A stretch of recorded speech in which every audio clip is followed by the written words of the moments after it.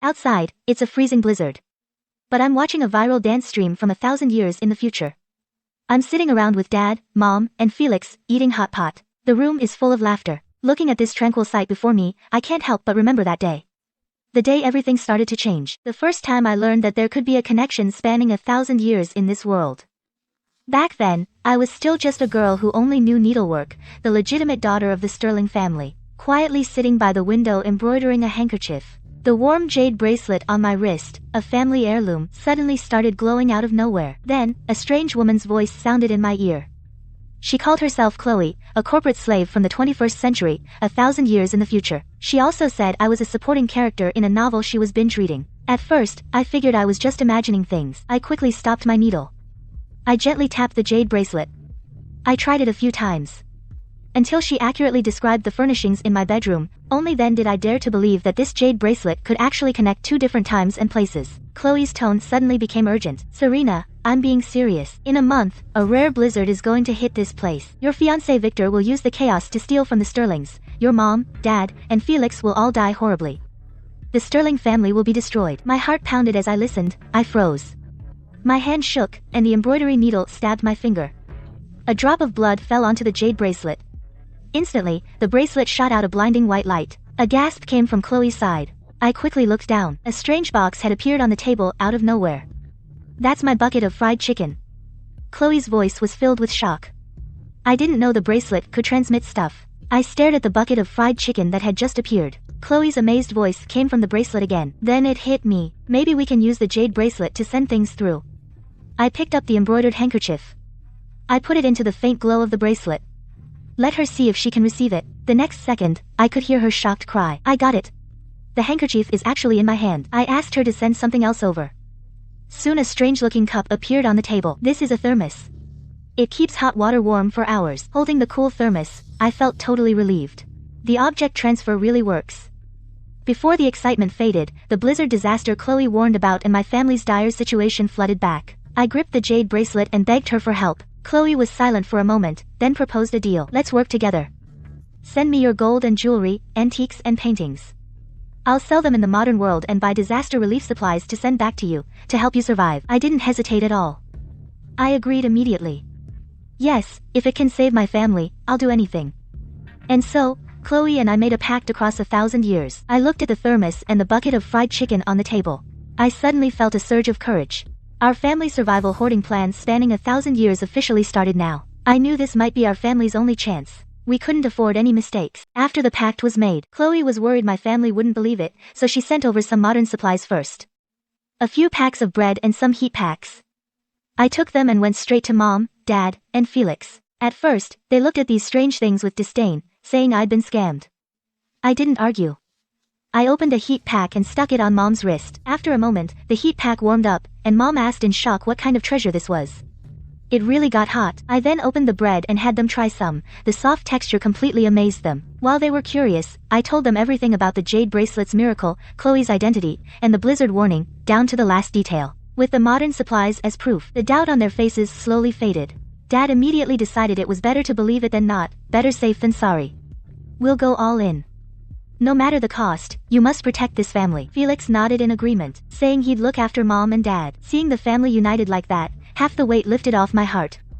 But I still wondered, could these supplies really help us survive that rare blizzard? Once Mom, Dad, and Felix believed the disaster warning, we sprang into action immediately. We took stock of our assets. The Sterling Manor was well off, with the storeroom filled with gold and jewelry, antiques, paintings, and silver coins. After discussing as a family, we decided to keep a small amount of silver and everyday jewelry, and send the rest to Chloe to sell. We divided the work clearly. I sorted the jewelry and paintings, Felix handled the carrying, and Mom and Dad recorded and checked. The storeroom was bustling with activity.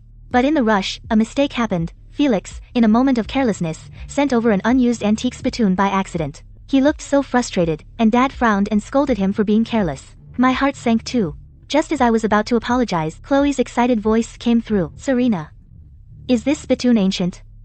In modern times, it's a rare antique, and worth a lot of money. Our whole family breathed a sigh of relief, and smiled as we continued to send the rest of the assets. While sorting a pile of jade pendants, I suddenly remembered what Chloe said, that Victor would take the chance during the blizzard to raid the Sterling Manor's supplies. My heart sank instantly. The moment I remembered Victor would harm my entire family in the blizzard, I made up my mind to call off the engagement early and nip the future threat in the bud. At the same time, I had people secretly dig into his scandals. He'd already set up a mistress on the side, and secretly funneled the Vance family's assets for her to blow through. Right when the Vances came to discuss the wedding date, I played along and set up a family dinner, inviting the local elites. At the dinner, Victor was still putting on that gentle, caring act. "Serena, in just another month, we'll be married, and I'll protect you and the Sterlings forever," I sneered, whipping out the letters between him and his mistress and the ledgers of the transferred assets to slam on the table. "Protect me forever, but what are these, showing you're keeping a mistress on the side, and your sweetness toward me was all an act? Wasn't that the truth?" The guests immediately erupted into an uproar. Victor was furious and frantic, but had no proof to fight back, so he could only slink away in shame with the Vances. Mom quietly asked if I'd been too rash. I shook my head and said it was better to cut it off now. Watching them walk away, I felt a huge weight lifted off my shoulders. The Sterlings had finally cut all ties with the Vances, getting rid of the biggest hidden threat. But I never imagined that Victor wouldn't just let it go. After the engagement drama, our family was still busy transferring our assets. Soon after, Chloe sent an exciting message, saying she'd received everything we sent, and was busy selling them off one by one. She specifically mentioned the gold bracelet I sent. "Serena, that gold bracelet of yours is incredibly valuable. Gold prices are so high right now. This bracelet sold for a full $30,000. I was completely confused. What does $30,000 even mean? I had no idea. Chloe seemed to see through my confusion. She immediately converted it for me. "Let me tell you how much 1 ounce of silver is worth in your time. It's enough for an ordinary family to live comfortably for several years." My heart skipped a beat. I never expected that an ordinary gold bracelet I wore could be worth so much money. I felt even more grateful. Chloe also felt more confident. Chloe went on to say she first took a batch of high-quality jewelry to a pawn shop and exchanged it for $30 million. Then she contacted antique collectors and sold off those antiques and paintings one by one. Even that antique spittoon Felix mistakenly sent over was bought by a collector for hundreds of thousands of dollars. Chloe said she'd watched a lot of apocalyptic shorts before, and knows full well how critical disaster relief supplies are. After getting the money, she immediately drew up a detailed hoarding list. Priority was given to winter protection gear and some defensive iron products, saying they might help reinforce our hiding place. In the following days, she shuttled between major supermarkets and wholesale markets, buying supplies in bulk. Every time she bought a batch, she'd immediately send it to us through the jade bracelet. Felix and I were in charge of receiving and organizing. Mom and Dad were planning the relocation from the manor. Everything was moving full steam ahead, all to get ready for the coming blizzard. Chloe was back in the modern world, sending supplies like there was no tomorrow. We weren't just sitting around either. We stockpiled basic food and firewood in the city, and started preparing to move to the Sterling Manor outside town. The manor sits high up, easy to defend, hard to attack, and far from the city. It's a great place to ride out the disaster. Dad made the final call, and after we agreed, we took the loyal guards and maids, along with the supplies we already had, and moved to the manor in batches. The iron gates, caltrops, and other defense supplies Chloe sent, we brought them all over too. As soon as we got to the manor, Dad immediately set up the defenses. "Felix, take a few guards, and install the iron gates around the main entrance and the perimeter walls. Drive caltrops into the walls, and dig some traps inside the walls, to keep people from climbing over." Felix acknowledged the order, and got busy with the guards. Hammers clanged non-stop. That day, Chloe sent another batch of supplies. The whole family gathered around. Mom picked up a thin piece of clothing, looking confused. "Serena, what is this? It's so thin, can it keep you warm?" Chloe laughed and explained that the thin one is a down jacket. Zip it up, tighten the cuffs, and it's warmer than a fur coat. Mom put on the down jacket, amazement in her eyes. "It looks thin, but it's warmer and lighter than a fur coat." Felix stuck a heat pack on his body, and soon exclaimed, "This is incredible, it heats up as soon as you stick it on, and it's so much more convenient than a hand warmer," while I opened a pack of instant food, cooked it, and handed it to Mom and Dad. "Try it, no need to build a fire, and you've got a hot meal." And over the next few days, every time Chloe sent new supplies, we sorted and stored everything. Seeing the supplies she specially sent, I quickly thanked her through the jade bracelet. Chloe laughed and said, "Don't mention it, once the defenses are up, you can weather the disaster in peace." We split the work clearly. Dad and Felix worked on the fortifications, while Mom and I organized things. Watching the manor grow stronger, I felt more and more secure. 2 days until the blizzard. The iron gates at the entrance are tall and sturdy. Sharp caltrops are nailed all around the perimeter walls. The traps inside the walls are dug and well hidden. The doors and windows are also insulated and reinforced. Dad made a round of the manor, and said solemnly, "This way, we can fend off Victor's harassment, and also deal with troublemakers during the blizzard, making it much safer." Felix wiped the sweat off his face. He laughed and said, "Dad, don't worry, because even if someone does come, they won't get away with anything. Mom and I have also organized the supplies. The warehouse is packed with food supplies, winter gear, and medicine. Chloe also specially sent a few thick quilts, saying they can withstand extreme cold. The family breathed a sigh of relief, and rested inside. Dad took a sip of hot tea, when suddenly his expression changed, and he sprang to his feet. Oh no, there's still a batch of jewelry left in the city warehouse, which is our last emergency savings, and I forgot to bring it out. Dad, there are only 2 days left until the blizzard, so it's too dangerous to go back to the city, and maybe you shouldn't go. I quickly tried to dissuade him. Mom also chimed in to persuade him, but Dad was determined. That batch of jewelry can't be lost, as it can be traded for life-saving supplies in a critical moment. I'll go and come back, in at most 4 hours. I won't delay. Before we could persuade him again, he put on thick clothes, mounted his fast horse, and rushed off to the city. We stood at the manor gate watching him go far away, our hearts full of worry, only hoping he could return safely soon. But shortly after Dad returned to the city, the weather, which had only been light snow, suddenly worsened, and I didn't expect the blizzard to arrive 2 days early. The blizzard came 2 days early. We waited anxiously at the manor. Every minute was agony for Dad. Scared he wouldn't make it back. Just as we were all worried, a familiar figure appeared in the snowstorm. Dad braved the storm and made it back to the manor safely. Our family's anxious hearts finally found peace. After Dad returned safely, the blizzard hit full force. Snow fell thick and fast. In under a day, the snow outside the manor was ankle deep, the temperature plummeted. The cold wind howled against the doors and windows, as if trying to tear the manor down. Good thing we prepared ahead. We insulated and reinforced the doors and windows, supplies were piled high. I brought out the down jackets Chloe had sent, snow boots, and heat packs, passed them out to family, guards, and maids. Everyone, put them on. Stay warm. Mom smiled and helped the maids adjust their down jacket collars. These clothes are really thoughtful. They're so warm to wear. I suddenly remembered Buster, found the little down jacket Chloe had specially made, and the snow boots, and put them on him. Ha ha, Serena. Look how cute Buster is in his clothes. Felix pointed at Buster and burst out laughing. Buster wagged his tail, and hopped around, making everyone laugh. It chased away the gloom the blizzard had brought. Inside, we lit the charcoal stove, and the room filled with warmth. We sat together, cooking the vegetarian hot soup Chloe had sent. Steam rose, with family around, and supplies stocked. No blizzard can scare us. Mom held my hand, her voice gentle. Watching the storm outside the window, hearing the laughter inside, even though it's freezing, my heart is at peace. But neither Chloe nor I anticipated this blizzard being so severe. The blizzard has been raging for half a month. The snow outside the manor has been knee-deep for a while, the roads are completely blocked, you can't even see a single bird. What really worries me is things are getting crazy out there. Sometimes I hear cries for help from the foothills. After the guards went down to check, they reported that in the town and the villages below, there are already gangs of people looting supplies.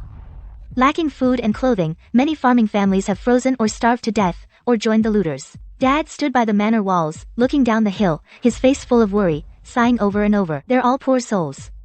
With such heavy snow, how can they survive with no supplies? Seeing this, I quickly grabbed Dad's sleeve and urged, Dad, I know you're kind-hearted, but it's too dangerous out there. The looters won't even spare the farmers with next to nothing. We need to protect ourselves first. I paused, then added, Chloe told me before, she's watched a lot of apocalyptic shorts, and she said disasters like this can easily spiral into chaos. Only if we keep ourselves safe and protect those around us, can we help others later. Mom also chimed in, Serena is right. If we rush out now, not only won't we be able to help the victims, we might even get ourselves into trouble. That would let Miss Chloe down. Dad was silent for a long time, and finally nodded. His eyes were full of helplessness. Sure, it's chaos out there, but we've stocked up enough supplies, and the manor's defenses are solid. The family can still live in peace. That evening, Mom suggested making a pot of stew to shake off the chill and gloom of the past few days. Felix and I gladly agreed. Just as we were warming up with our meal, the jade bracelet on my wrist suddenly glowed faintly. Chloe's urgent voice came through. She was panicking. Serena, we've got trouble. A group of hooligans have gathered at the foot of the mountain. They already raided the villages below for supplies. Now they're coming for your manor. They're after your supplies. My heart sank. Felix immediately stood up, looking serious. I'll gather the guards and check the defenses. A sudden crisis shattered our brief peace. Our family sprang into action, ready for anything. Luckily Chloe warned us, so we sprang into action and set up defenses, while the guards checked the caltrops along the walls and the traps inside. Got the hidden arrow traps ready. Felix handed out weapons, giving every guard a bow and a long sword, while I checked the supplies to make sure we had enough winter protection and emergency gear, ready for anything. Everyone, stay alert. hold all the entrances, and if you spot any hooligans, report immediately. Don't act on your own, I instructed the guards, and they all acknowledged in unison. But before long, the sounds of footsteps and shouts came from outside the manor, along with the thud of clubs hitting the ground. A guard rushed in to report. The hooligans had reached the iron gates, and their leader turned out to be the one I had broken off my engagement with, a resentful distant relative of the Vance family, Marcus, who looked up and saw me, put his hands on his hips, shouting through the gate, "Serena, I can't believe you're holed up in comfort here, so if you know what's good for you, hand over the supplies, or I'll have my men break in and burn your manor to the ground," to which I coldly warned him, "Marcus, the manor is heavily fortified, so I suggest you retreat now or face the consequences." Marcus thought I was just bluffing, giving a cold snort, and ordered his hooligans to attack. Before yelling, "Climb over the wall." While he just yelled, "Grab the supplies," shouting, "Everyone gets a share." Before several hooligans rushed to the perimeter walls, they struggled to climb up, but as soon as they grabbed the wall, the caltrops pierced them, making them scream in agony. Blood streamed from their hands. They all fell off the wall. Marcus saw this and gritted his teeth in rage. He ordered again, "If you can't climb, break down the iron gate. Ram it hard, I don't believe it'll hold." The hooligans immediately gathered. Wielding clubs, they slammed hard against the iron gate. The iron gate boomed loudly.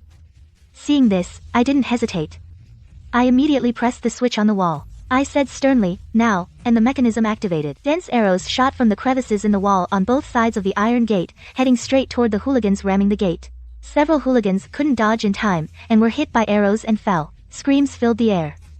The rest were terrified. They jumped down from the wall and fled in panic. Marcus saw this and gnashed his teeth in fury, but he could do nothing. He could only glare fiercely at me. "You just wait. I'll be back." With that, he fled in panic with the remaining hooligans. Watching their retreating figures, our family breathed a sigh of relief. The guards cheered. I knew in my heart that this was just the first wave. Marcus wouldn't let it go. We had to stay vigilant. Protect our family and supplies. The blizzard's getting worse. When I checked the supply room, my heart sank. The winter gear and fuel we'd prepped were nowhere near enough for this surprise blizzard. I immediately grabbed the jade bracelet and called out to Chloe urgently. "Chloe, the blizzard's worse than we thought. Our down jackets and coal are almost gone, can you order more for us?" Chloe's voice came through fast, sounding serious. "Serena, on it. I just saw the news. The blizzard's not stopping. I'll shop right now. I'll bring you more space heaters and fuel. Don't worry, gotta go." Mom came over, gently comforting me. "Miss Chloe's reliable. She'll send them soon. Let's ration what we have." For the next few hours, our family waited on edge. Then the jade bracelet glowed, and supplies started coming through one after another. But most of these things, we had no idea what they were. Some were rectangular fabric pads with thin wires wrapped around. There were also several metal objects with stands underneath. And there were black briquettes, denser than firewood. Also bundles of dry kindling. Felix fiddled with the metal objects, frowning, "This thing's heavy. Is this for heat?" I grabbed the jade bracelet and asked, Chloe, what these things you sent? We don't know what they are. How do we use them?" Chloe said, "The fabric pads are electric blankets, they give off heat. Just spread them on the bed, and you'll stay warm at night. The metal ones are small space heaters. Add some charcoal and they'll work. The black lumps are coal. They burn long and keep you warm.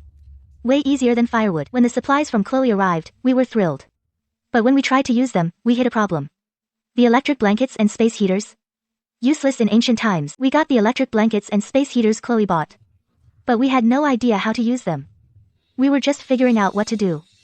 Suddenly, the jade bracelet started to glow faintly. Chloe's voice came through, "Serena, I'm out shopping. I got you something to generate power. I'll send it over right now. With this, you can use the electric blankets and space heaters." As soon as she said that, a bunch of strange supplies appeared in the yard one after another. A heavy metal object, with thick wires wrapped around it, and several buckets of yellow liquid next to it, as well as thin copper wires and round glass bulbs, and rolls of fine wire mesh. We gathered around these items, puzzled. Even Dad, who's seen a lot, frowned. "What are these things? They look strange." Chloe explained with a laugh, "That metal thing is a generator. The yellow liquid is gasoline. Pour it in and it'll generate electricity. The copper wires are electrical wires. The glass bulbs are electric lights. Hook them up and they'll light up.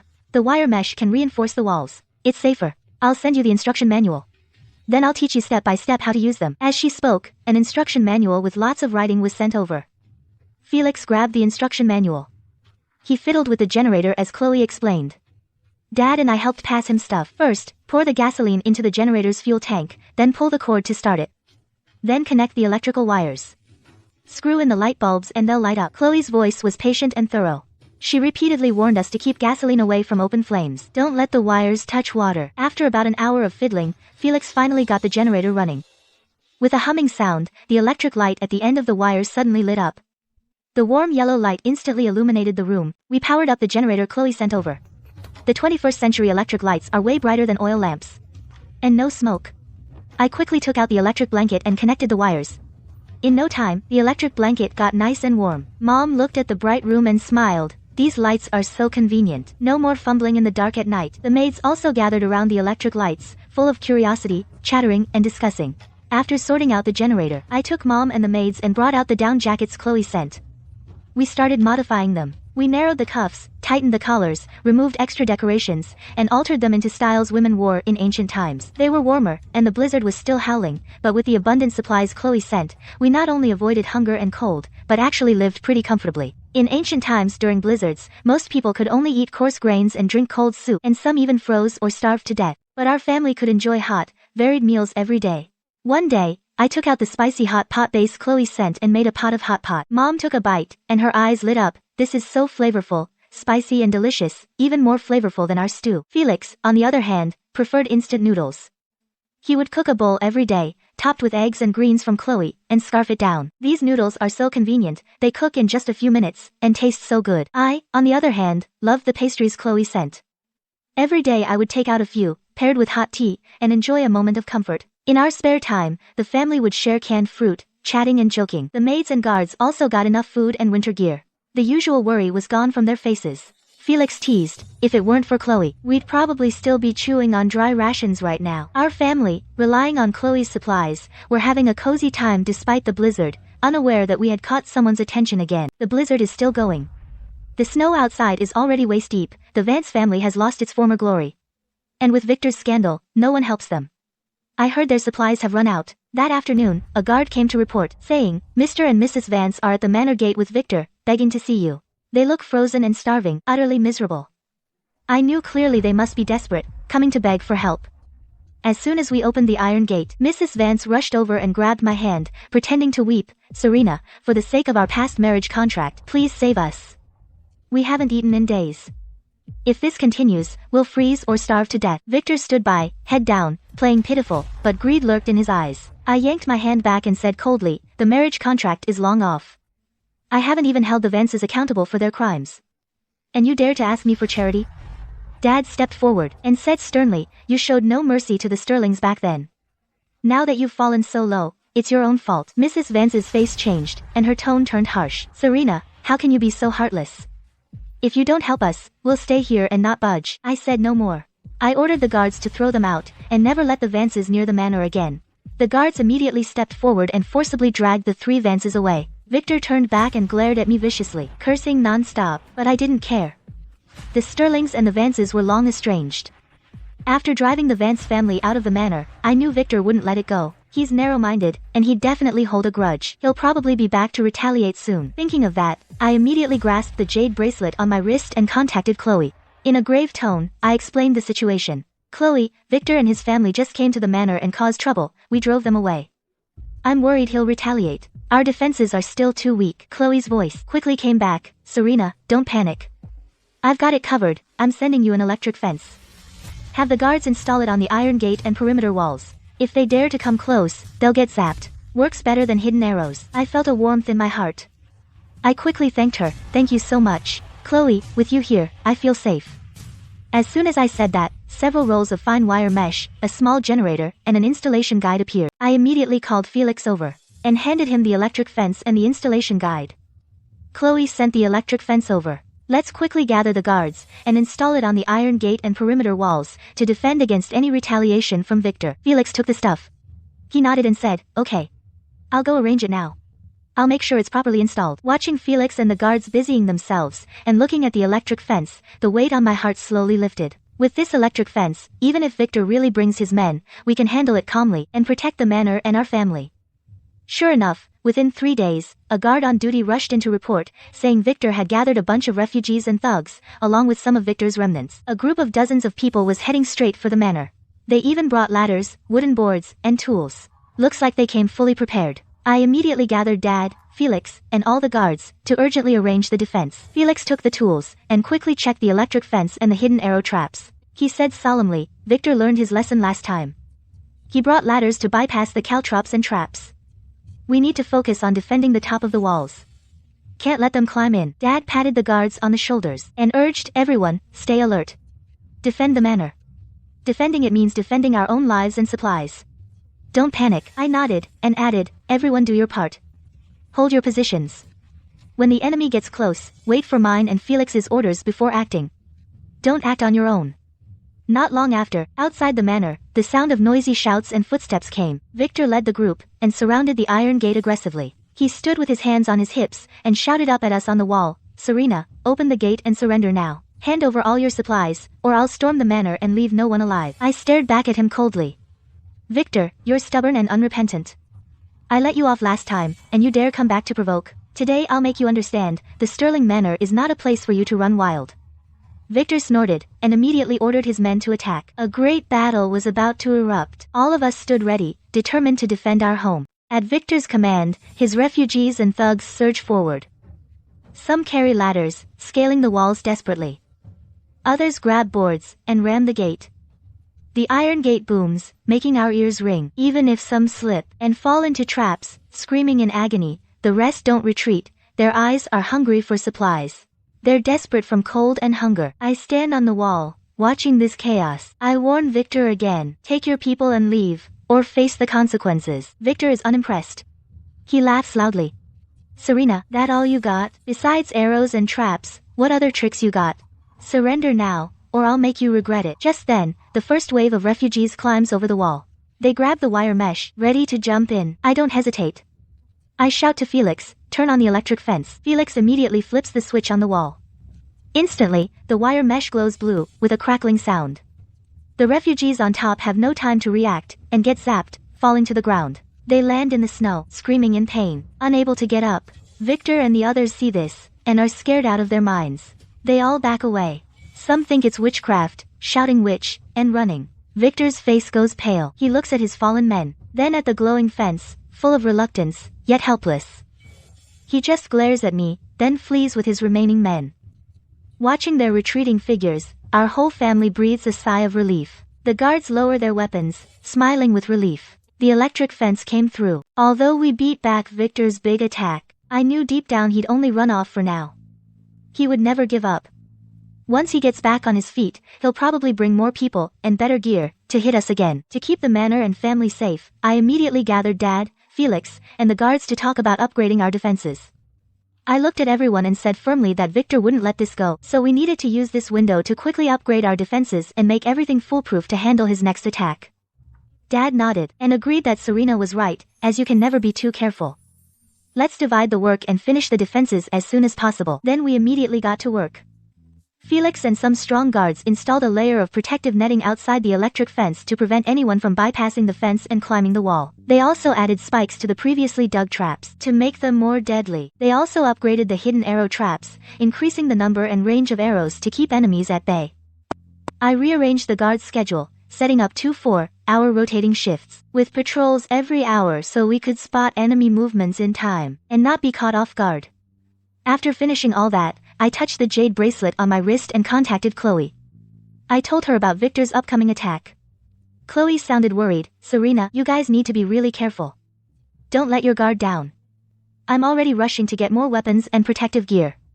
I'll send them to you soon to help reinforce your defenses. Thank you, Chloe. With you here, we feel a lot safer. I thanked her quietly, with my heart full of gratitude.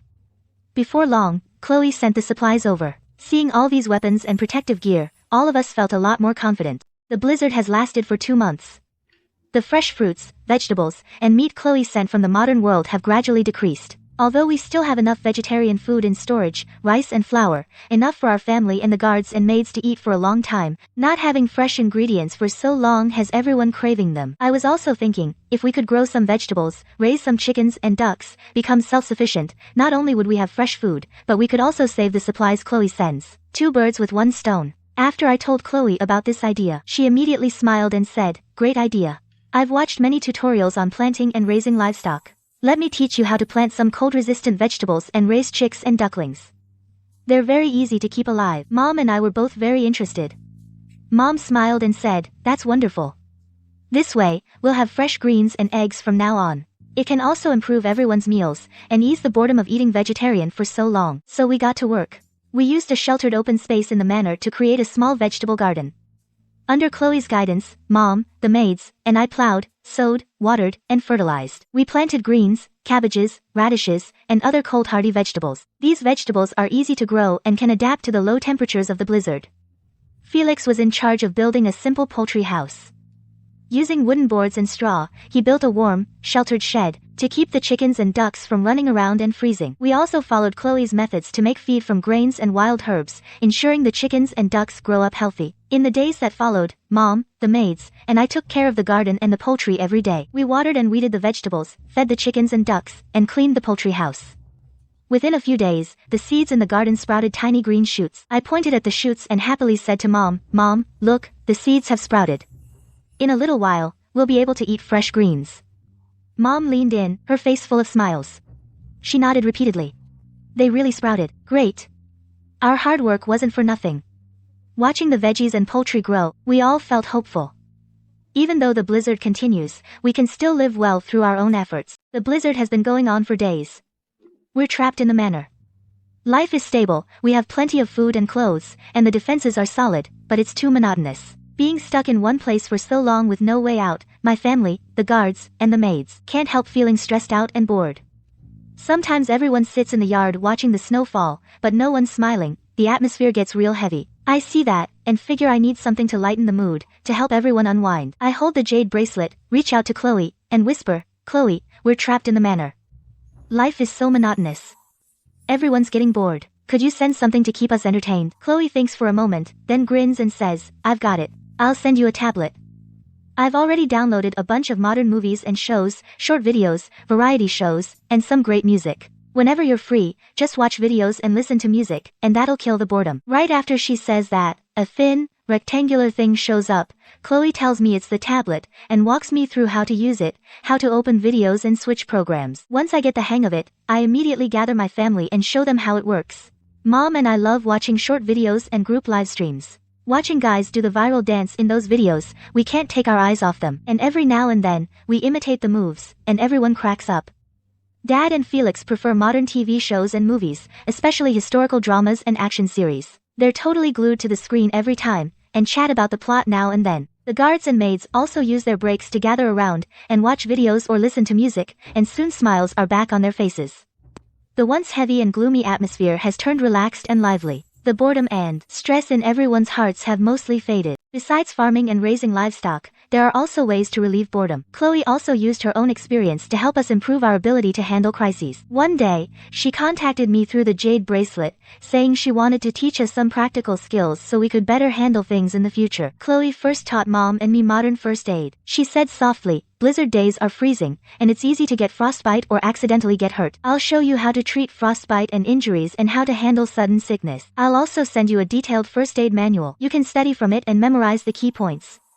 She explained everything in detail, from identifying the severity of frostbite to applying ointment and warm compresses, making it all very clear. Mom and I listened closely and jotted down the key points. Next, she taught Felix how to use modern tools and storage techniques. She showed him how to properly use them, how to improve them, and how to properly store supplies to cut down waste and extend their shelf life. Then she taught Dad how to assign manpower and optimize the division of labor, so everyone could do their part and boost efficiency to avoid chaos. We all learned very seriously and put it to use. Felix used the storage tricks he learned to reorganize all the supplies at the manor, sorting them and taking steps to protect against moisture and frost, extending their shelf life. A few days later, a maid accidentally got frostbite on her hand. So Mom used the first aid Chloe taught her and successfully treated it. The maid healed quickly. Dad also reorganized the guards and maids' duties so everyone worked more orderly and efficiently. Without us realizing it, our family's ability to handle crises had also improved significantly. But at the same time, danger was quietly creeping in. After the electric fence scared Victor off, he didn't go far.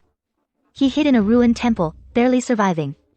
He watched more refugees gathering below, dying from cold and hunger, with no way out. A vicious plan started brewing. He knew these desperate refugees craved supplies and any hope of surviving.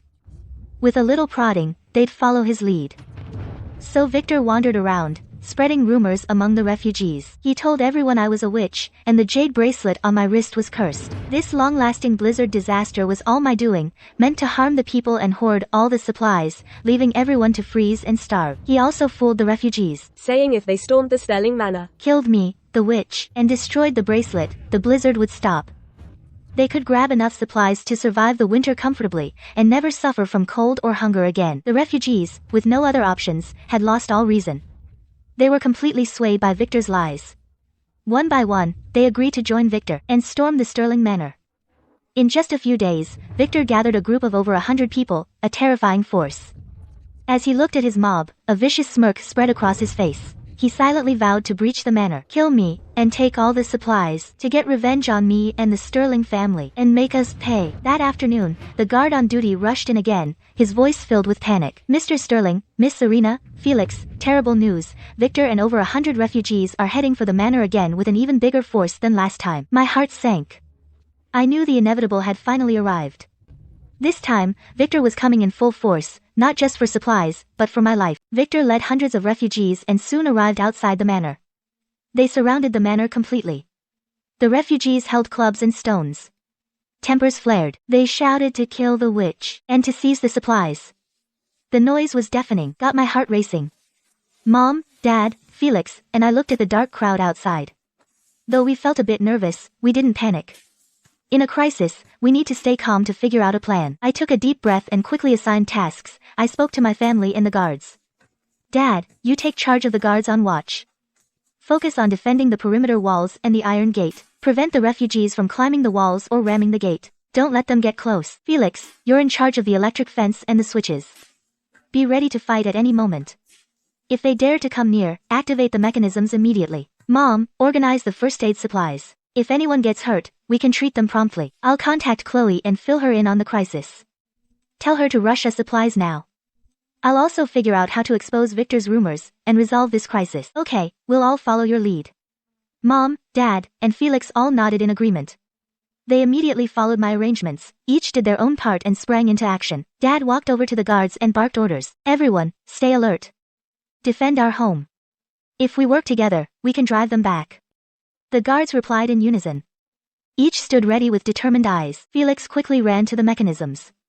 His hands on the switches, he stared intently at the refugees outside, ready to activate the electric fence and switches at any moment. I grasped the jade bracelet on my wrist and immediately contacted Chloe. My tone was urgent, yet calm. Chloe, something's wrong. Victor has incited hundreds of refugees. They're attacking the manor again. They not only want to steal supplies, but also kill me. Send us supplies, now. The more, the better. Chloe sounded just as anxious. So don't panic. I'll go buy supplies right away and send them over right now. Hold on tight. Don't let anything happen to you. I ended the connection. I looked at the refugees outside and thought to myself. I must expose Victor's rumors as soon as possible to make the refugees see the truth. Only then can we end this crisis once and for all. Victor saw that we wouldn't open the door or surrender. So he immediately ordered the refugees to attack the manor like crazy. The refugees, blinded by rumors, swarmed forward regardless of the danger. Some set up ladders and scrambled up the walls, while others used sticks and stones to batter the gate, hurling rocks at the walls. Still others tried to circle the perimeter walls looking for a way in. The electric fence and hidden arrow traps took down some refugees, but there were too many of them. As one wave fell, another surged forward. Many still made it over the walls, and the situation was desperate. At that critical moment, the jade bracelet suddenly glowed faintly, and a batch of supplies from Chloe arrived at the manor right on time. Inside were plenty of bread and bottled water. I was thrilled. I picked up a piece of bread and yelled to the refugees outside the gate, my voice firm and clear. Everyone, don't be fooled by Victor anymore. I am not a witch. This jade bracelet is not a cursed thing. This blizzard is just a natural disaster, and has nothing to do with me. Victor's just using you to loot the Sterling family's supplies and satisfy his own greed. He doesn't care if you live or die. To prove my words, I had the guards toss the bread and bottled water outside the manor gate, handing them out to the refugees. The refugees grabbed the bread and wolfed it down immediately. The chill in their bodies slowly faded, and the anger in their hearts slowly died down. They looked at the supplies in their hands, then at me on the wall, and then at Victor, who was fuming on the sidelines, and started to doubt his words. The momentum of their attack gradually weakened. Seeing this, Victor gnashed his teeth in rage, but there was nothing he could do about it. He could only yell at the refugees, ordering them to keep charging. The moment he finished, the jade bracelet on my wrist suddenly flashed with a blinding light. Then, a huge pile of down jackets floated down from the sky, piling up in the manor's snow, like a little snow hill. Seeing this, the refugees were stunned. They all froze. I looked at the stunned refugees outside, and shouted, "Don't panic, everyone, these are down jackets. They're for you. Put them on, and you'll stay warm." With that, I had the guards open the iron gate, and handed out the down jackets to the refugees.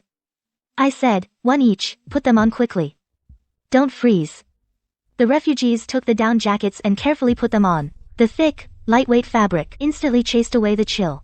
They looked at the down jackets that fell from the sky, then at me, their eyes full of awe. Before anyone knew it, someone knelt down and shouted, "The goddess has blessed us. Thank you, goddess, for saving us." Then the other refugees knelt down one by one, and shouted together, "Thank you, goddess, you are merciful." I watched this scene and felt touched. I said softly, "Everyone, please get up, I'm not the goddess, I just wanted to save all of you.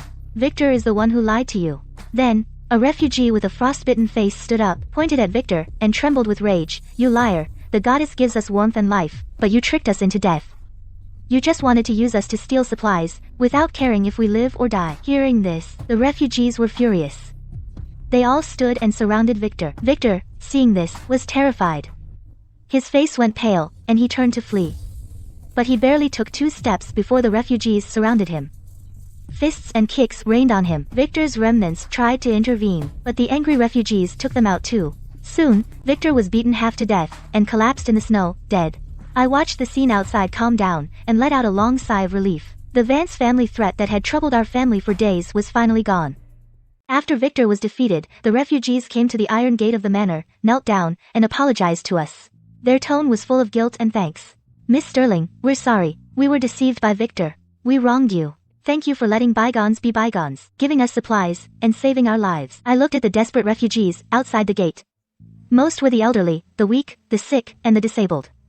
There were also many women and children. They were shivering all over from the cold. My heart went out to them. I turned around and discussed with Mom, Dad, and Felix. "Mom, Dad, Felix, these people have lost their homes, and have nowhere to go. Let's take them in, and get through this together." Mom immediately nodded. "Okay, they're all poor souls. We should help as much as we can." Dad also agreed. "Serena is right. With more people, we can look out for each other. But we need to divide the work properly, and take good care of them." After the discussion, I opened the iron gate, and said to the refugees, "Everyone, please get up. From today, you will stay in the manor, and we'll spend the winter together." Then we started getting busy. Dad had the guards clear out the empty rooms in the manor, for the refugees to live in. Mom led the maids to treat the refugees' frostbite and injuries, and distributed winter supplies and food. Felix and I were in charge of teaching them how to build simple insulated shelters, how to store food, and how to deal with blizzards. I contacted Chloe and told her about taking in the refugees. She was all for it. "Serena, you did the right thing. I'll go buy a batch of food supplies right away, medicine, and winter supplies, and send them to you, so everyone can make it through winter." Soon after, Chloe sent the supplies over. With these supplies, we were more confident in taking care of the refugees. And our family's kindness earned all the refugees' respect and gratitude. After taking in the refugees, our family life got busier. We spent every day taking care of them, organizing supplies, and tending the vegetable garden and the poultry house. But it felt more fulfilling. Before we knew it, the blizzard had lasted half a year. The weather slowly cleared, and the snow outside the manor began to melt. Sunlight once again shone on the earth, falling on the snow, shimmering faintly. Everyone felt hopeful. One morning, I went out as usual with 2 guards to patrol beyond the manor gate, to check how the snow was melting and see if anything unusual was happening. Just a short distance from the iron gate, we found someone in the snow, covered in wounds, a young man half frozen and barely alive. I rushed over and knelt to examine him. He wore an ornate robe, though it was covered in bloodstains and blood marks and badly torn. I could still tell he was extraordinary. His features carried an air of authority, not someone from an ordinary family. Without thinking twice, I told the guards, "Quickly, carry him back to the manor, and get Mom and the maids to treat him. There's no time to waste." The guards immediately stepped forward and carefully lifted the young man, then followed me inside the manor. Back at the manor, Mom and the maids cleaned him and tended to his wounds. I held the jade bracelet to contact Chloe, and urged, "Chloe, we saved a young man outside the manor. He's covered in wounds, and wearing fine clothes. Can you find out who he is?" After checking the novel's plot, Chloe's voice was shocked as she quickly replied, "Serena, this young man is the Crown Prince, Arthur. You must take good care of him, and don't let anything happen to him." My heart skipped a beat, I hadn't imagined we'd save the Crown Prince. After we found out the guy we saved was the Crown Prince, Arthur, our whole family took it very seriously. We split up right away to take care of him. Mom had the maids stay in Arthur's room to clean him up and treat his frostbite and wounds. We put the modern medicine from Chloe on his wounds to reduce inflammation and pain. She'd also tuck him in now and then, worried he might get sick again. Following Chloe's instructions, I made Arthur nutritious porridge every day and soups to help him get his strength back. Chloe also sent over some nutrient solutions. She told me to give them to Arthur at the right times to help him heal quicker. Felix stood guard outside Arthur's room, organizing the guards to take turns to keep anyone from bothering him and ensure his safety. With our family's devoted care, after 3 days, Arthur slowly came around. He opened his eyes, looked at us gathered around him, with a look of total confusion. He asked softly, "Did you save me?" I nodded, and whispered, "Yes, we found you outside the manor and brought you back." Hearing that, Arthur struggled to sit up and thank us, but Mom quickly pushed him back down. "You're still weak. Lie down and rest, no need for formalities." His eyes were grateful. "Thank you all for saving me, your great kindness, I will never forget." As he spoke, his gaze fell on the electric lights and the radiant heater in the room. "Curious," he said, "these things look weird, what are they?" My heart stirred. I mumbled something back. "These are all heirlooms of the Sterling family. They're for heating and lighting." I didn't tell them about the jade bracelet or Chloe. Though Arthur still had doubts, he didn't press, he just nodded. The way he looked at us showed more respect and curiosity.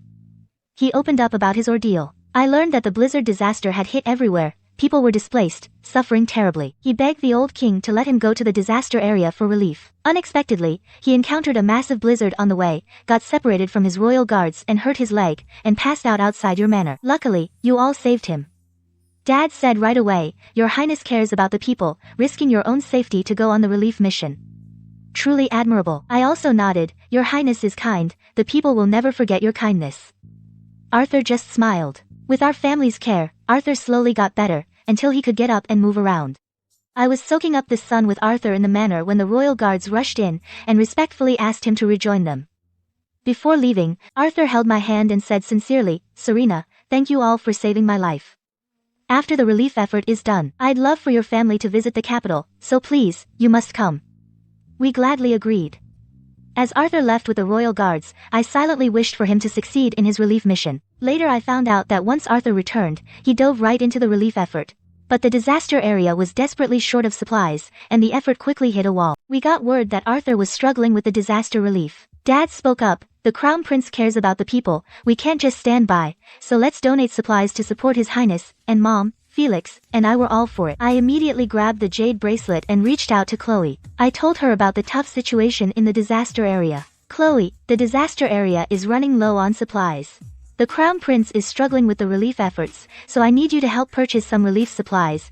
And when Chloe heard this, she was totally on board with it. "Don't worry, I'll use the remaining funds right away to buy supplies in bulk and send a few large trucks for transport." My heart warmed. I quickly thanked her, adding that since none of us knew how to drive those trucks and we didn't know what to do, Chloe smiled and told us not to worry. "I'll send you driving tutorial videos for lessons 1 through 3 so you and the guards can learn from them, as it's super easy to pick up." The next day, tons of food supplies, medicine, and winter supplies were sent over. Several brand new large trucks and the tutorial videos all came through as well. I got my family and the guards together to focus on learning to drive. Felix was the fastest learner. He picked up the basics in a couple of days. He even volunteered to teach the other guards. After a few days of practice, a few guards managed to learn how to drive the trucks. We jumped into action. We loaded the supplies onto the trucks one by one.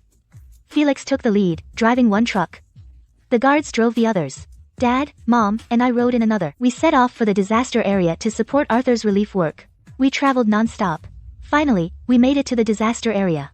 As the trucks drove into the disaster area, the people saw the trucks packed with supplies and cheered with excitement. Arriving at the disaster area, our whole family immediately worked with Arthur on the relief efforts.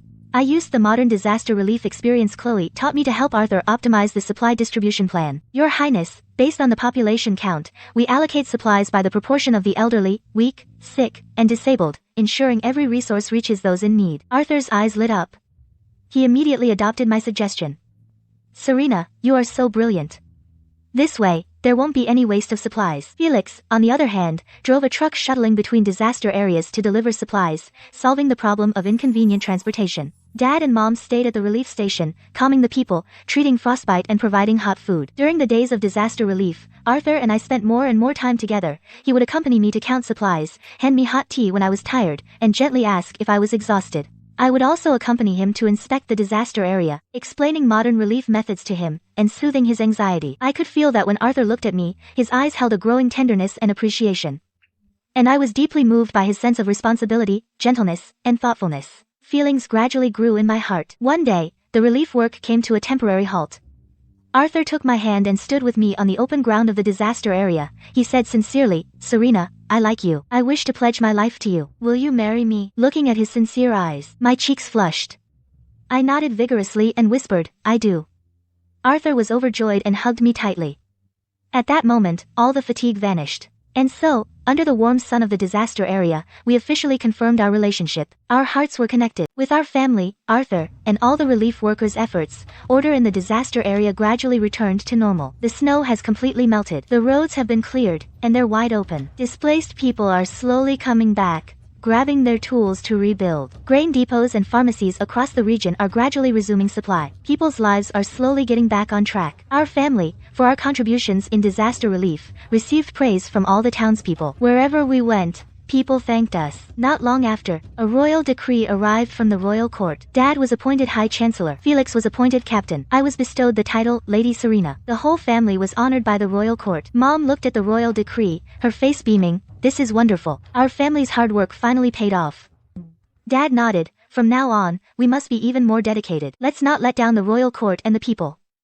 Felix and I nodded in agreement. The blizzard disaster finally came to an end. We said goodbye to Arthur, and returned to the Sterling Manor in the city. The second we pushed open the gates, seeing the familiar courtyard, my heart overflowed with joy. Though we had gone through a thrilling crisis, we were all safe and sound, and we earned honor and friendship too. Arthur returned to the capital to handle court affairs, but he never forgot us. He often sent people to check on us. He also wrote me letters, telling me how much he missed me. I'd write back, updating him on our family. Every word was full of care. After Arthur returned to the capital, using the reputation he gained during the relief efforts, he successfully put down the rebellion within the court. The old king admired Arthur's performance in the disaster relief and handed the throne to him. On the day of his coronation, he put on the imperial robe, standing tall and straight, his eyes full of royal majesty, yet still as gentle as before. After Arthur ascended the throne, his first royal decree was to appoint me as the queen and bring me into the palace. The decree said Serena Sterling is kind and smart, saved me from danger, assisted me in the disaster relief. I am deeply delighted, and hereby appoint her the queen, choosing an auspicious day for the wedding. After I received the decree, I was over the moon, and Dad, Mom, and Felix were happy for me too. On the day I entered the palace, Arthur came to marry me in person, holding my hand and whispering, "Serena, for the rest of my life, I will protect you forever and honor the Sterling family forever." After I became the queen, I never forgot Chloe and often kept in touch with her through the jade bracelet, occasionally sending ancient treasures and silks to her to thank her for all her help. Chloe, with the wealth I sent her and her own efforts, founded Apex Trading and became a successful boss, achieving financial freedom. Arthur also had a golden plaque of great merit crafted and had me pass it to Chloe through the jade bracelet. He also thanked her for her help to our family and the disaster victims. The millennium-spanning friendship between Chloe and me would last forever. Arthur and I united our hearts and stayed together for life. Each of us found our own happiness. This adventure sparked by the blizzard came to a perfect end. From now on, only bright days lie ahead.